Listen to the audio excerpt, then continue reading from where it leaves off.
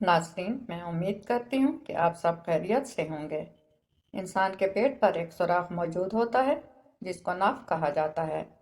नाफ दर हकीकत एक जख्म का निशान होता है जो कि पैदाइश के फौरन बाद बच्चे को इसकी माँ के जिस्म से अलग करने के नतीजे में होता है।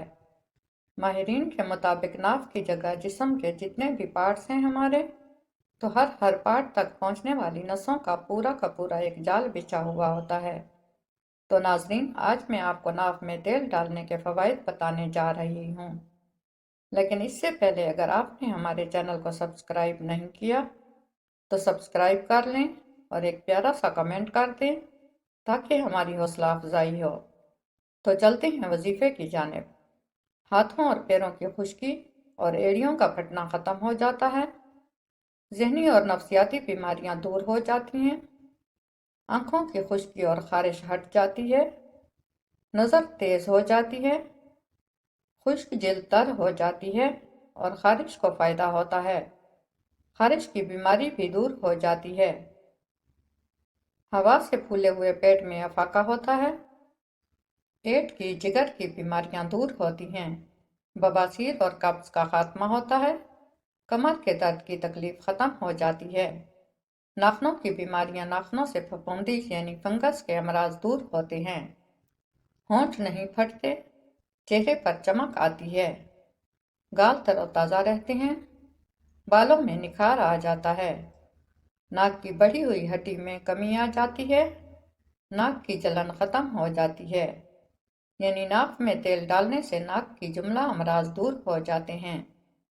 आंखों से पानी बहना और छींकों की कसरत यानी नज़ला, ज़ुकाम, ये सब अल्हम्दुलिल्लाह ख़त्म हो जाता है। गले में बलगम गिरना बंद हो जाता है। तो नाक में तेल लगाने के मुसलसल अमल से अल्हम्दुलिल्लाह अज़्ज़ व जल ये फ़ायदा भी हासिल हो जाता है कि इससे खून की सख्त और तंग शरियानों यानी वेंस की बीमारियों में अफाका हासिल होता है। जिस्मानी बहुत सारी बीमारियां दूर होती हैं। तो ये सारे के सारे फ़वाइद हैं नाजरीन नाक में तेल डालने के। बिल्कुल डालना चाहिए। अब आइए कौन सा तेल नाक में हम डाल सकते हैं। नाक पर इस्तेमाल करने के लिए 4 किस्म के तेल बड़े मुफीद हैं। नंबर 1 जैतून का तेल, नंबर 2 बादाम का तेल, नंबर 3 नारियल का तेल और चौथे नंबर पर है सरसों का तेल। तो ये सरसों का तेल जो तकरीबन हर घर में मौजूद होता है, इन चारों तेलों में से आप कोई सा भी इस्तेमाल कर सकते हैं। चाहें तो सरसों का इस्तेमाल कर लें। इंशाअल्लाह अल्लाह की रहमत से जिस्मानी बहुत सारी बीमारियां हमारी दूर हो जाएंगी, सेहत हासिल होगी। जिस्मानी अंदरूनी जो कमज़ोरियां हैं वो भी इंशाअल्लाह अल करीम आपकी चली जाएंगी।